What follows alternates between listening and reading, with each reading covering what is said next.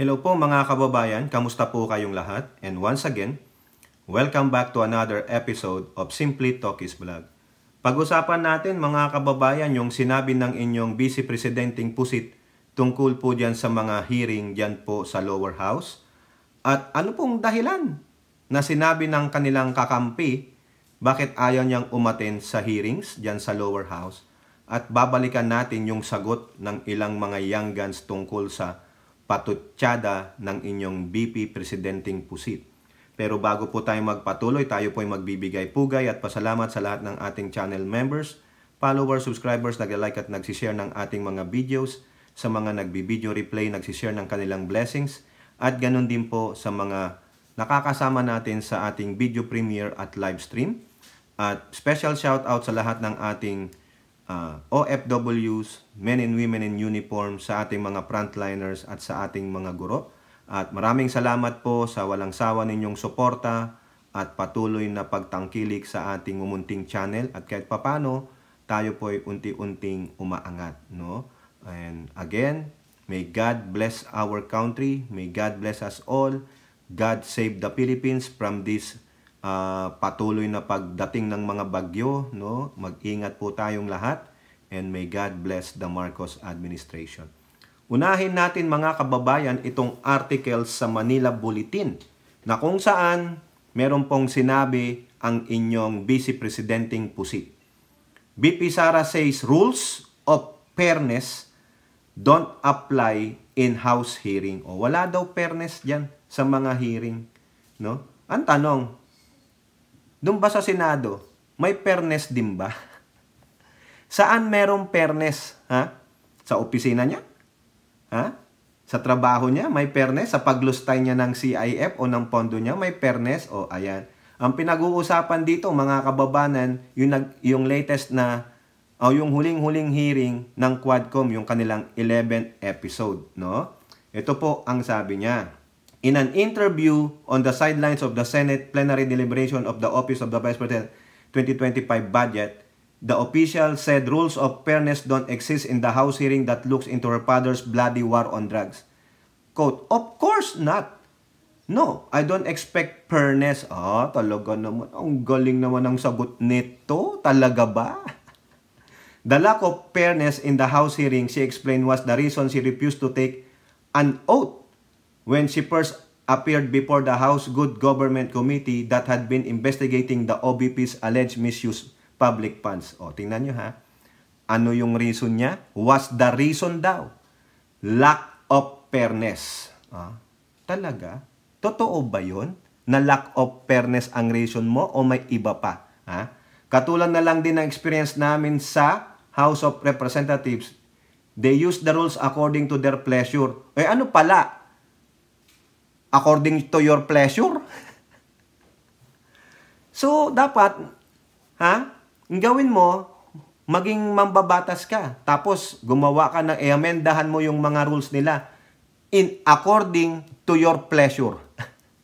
Sinungaling pa. Ang sabi niya, the lack of fairness daw. Unang-una, hindi sa lack of fairness kini-question mo yung rules nila.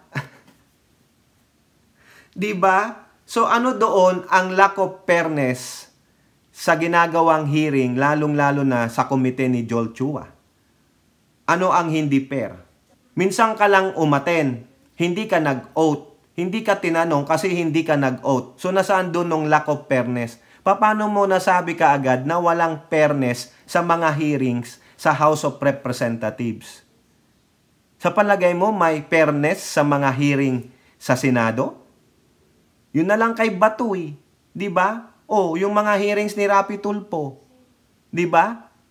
The rules is set para doon sa kanila. To know the decorum, to follow what is good. At kung ano ang dapat na sundin ng mga karampatang mga rules at mga kautusan. Hindi para in according to you. Hindi kasi angkop sa'yo.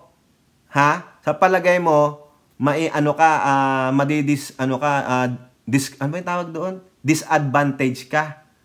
Ni hindi ka pa nga natanong na disadvantage ka na. Ikaw nga kaagad ang unang pumiyok 'Di ba? pilit mong isinasalba yung sarili mo, hindi ka pa nga nalulunod.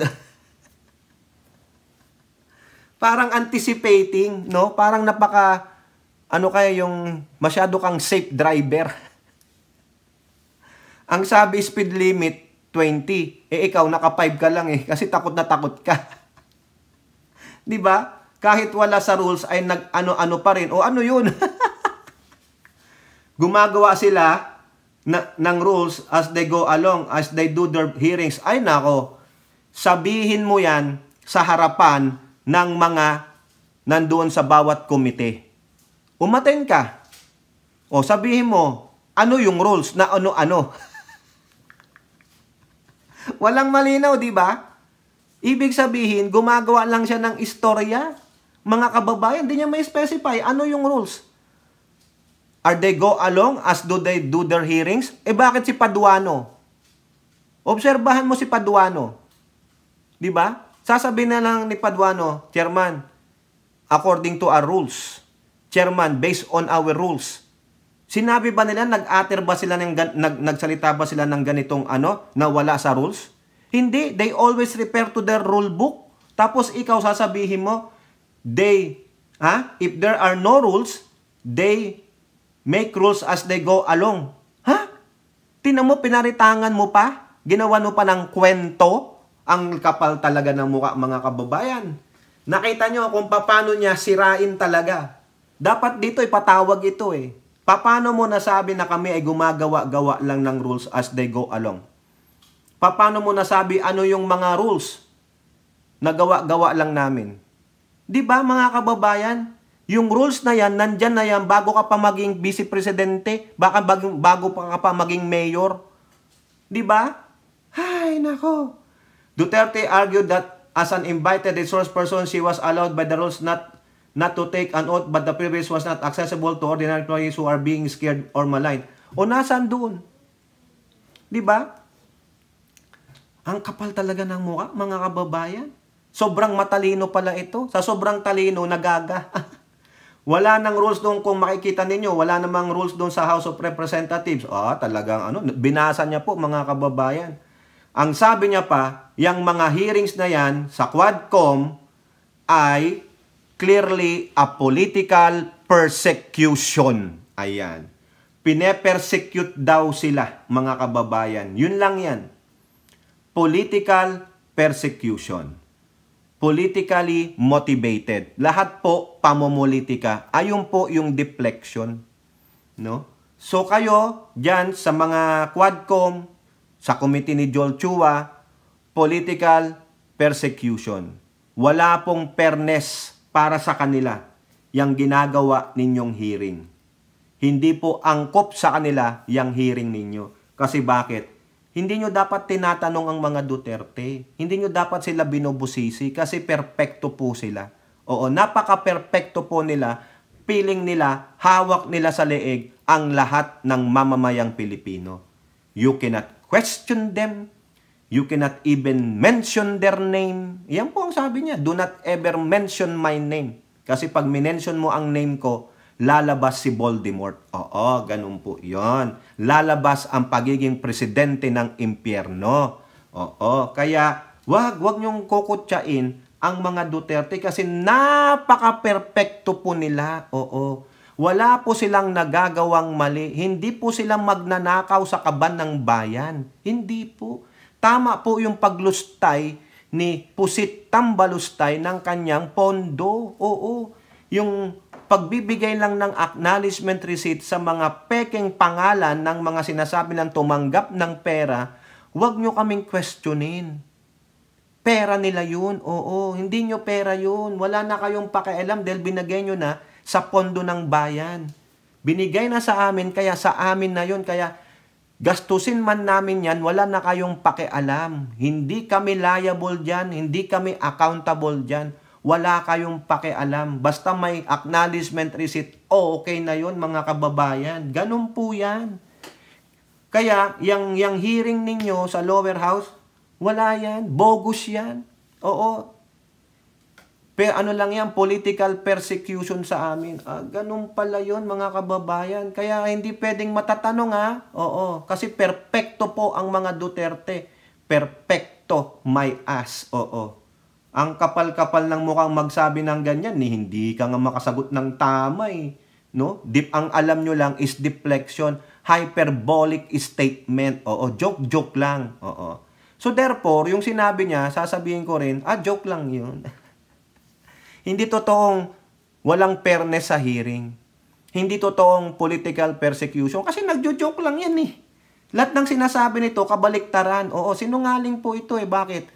Ang sinungaling ay kapatid ng... ayun. Ito pa daw ang isang rason. Sabi naman ng kanilang isang asong ulol kung bakit ayaw daw umaten ni Pusit sa hearing. O, Abante TNT. Sara Duterte, inaapi kaya ayaw nang pumunta sa House hearing. Ay, inaapi pala. Mga sinungaling talaga ito. Paiba-iba ng rason. Ano? Sabi niya kanina, ang reason daw kasi. Ano yung reason niya? Ha? Sabi niya kanina, ano ang reason? Bakit ayaw niyang umaten itong si Putit? Sa mismong bibig ni Putit, ha? Nang galing. Diba? Gawa-gawa lang daw eh, oh. Sabi niya, ang reason kaya hindi siya umaasen, I refuse to attend the hearing because of lack of fairness. Gumagawa lang ng mga rules ang mga mambabatas doon along the way na nag-hearing sila. Gawa-gawa lang, power trip lang. Political persecution, ha? O, tapos sabi naman itong si Attorney Panelo, yung butiking Pasay daw di umano, inaapi daw kasi yung kanyang among Pusit, kaya awin ang pumunta sa hearing. Ay, inaapi, ang gulo. Akala ko ba, lack of fairness? Yung pala, inaapi naman ngayon. Oo, kinakawawa daw, binubuli. Oo. Inihayag ni former presidential spokesperson Panelo na kaya ayaw nang dumalo ni BP Pusit sa pagdinig ng kamera ay dahil inaapi lamang ito do. Inapi ba siya? Kailan siya inapi? Ha? Sinabihan bang tanga siya? Bobo siya? Hindi nga siya makasagot sa mga question ng tama. O quote, hindi ba sabi naman ni BP pupunta sa pag she feels like quarreling? Kasi inaapi siya kapag nandun siya kaya ayaw na niyang pumunta. Ganun pala. Inaapi lang. O ngayon, gusto niya lang daw pumunta sa mga hearing kung makikipag-away siya. O tignan ninyo, anong klaseng vice president ito? Anong klaseng mamamayan ito, no? Na isang political leader na gustong magbigay halimbawa sa mga kabataan. Mang-aaway, biruin nyo yan. Tamang sagot ba yan ng isang ng isang statement? Mang-aaway, 'di ba? Tapos puro joke lang, biro-biro lang ang alam gawin. Tapos kung ano-anong pinagsasabi, puro ano lang mga kababayan, puro panloloko lang ang ginagawa nitong mga to eh. Pagsisinungaling, pinaglalaroan lang tayo. Wala kayong makukuhang matinong sagot sa mga ito. Kasi itong mga to, feeling nila you don't deserve the right answer to your question. No? Kaya nga sabi niya, if you don't understand the first time, wala akong karapatan para i-explain sa'yo. Ayun daw, kasi hindi niya kayang i-explain. Yun ang unang-una doon.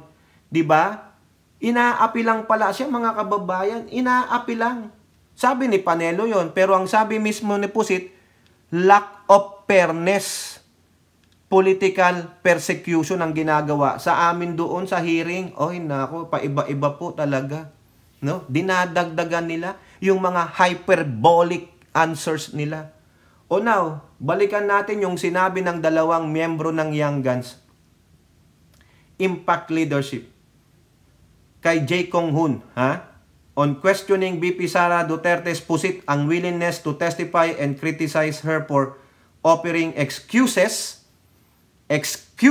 instead of explaining the questionable use of public fund. Instead na i-explain, ang ginawa niya, excuse. Pareho pong may ex yun, di ba? Kung ano-ano ang kanyang alibi at excuse. True to form, binubudol na naman ang publiko. Nililihis ang usapan. di na lang sabihin na di kayang ipaliwanag ang ginawang pang-aabuso sa pondo ng bayan. Correct. Hindi po mahusay magpaliwanag o mag-explain si Pusit. Kaya kaduda-duda ang pagiging abogada nito. Di ba? Hindi niya alam eh. Kinakailangan niya pa ng maglalabas ng official statement. Puro po official statement. Kasi meron siyang tagapagsulat. Oo. Mahusay siyang magbasa ng official statement niya. Ganun po yan. Kaya tama po si Kong Hoon. Binubudol na naman ang publiko. Oo. Ito namang si Pablo Ortega, anong sabi niya?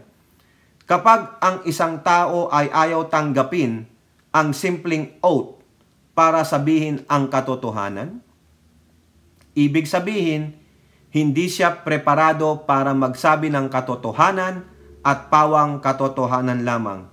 Kaya di namin siya tinanong. Correct.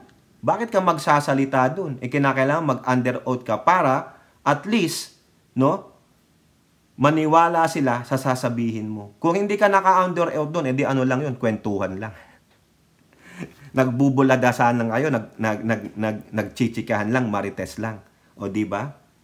Ayaw niyang mag-oath kasi baka yung lalabas sa bunganga niya, mahuli siya na whether nagsisinungaling siya o di kaya nagsasabi siya ng katotohanan. Kasi pag nagsabi siya ng katotohanan, baka siya ay makulong. Di po ba? Tama, mali. Kaya itong si Pusit, magaling lang ito mag-deflect. Magaling lang itong mangbenga. Bengadora ito eh. Oo. I-deflect niya yung sagot sa ibang bagay. Hindi direktang sasagutin yung tanong ninyo. Tapos mag-hyperbolic statement, exaggeration, or magjo-joke. Ganun po ang mga Duterte. Kaya these people cannot be trusted. These people are clowns. Okay? Kung kayo po, ano pong inyong masasabi? Comment down below and don't forget to like and share. Hope to see you in our next videos. Bye-bye. God bless.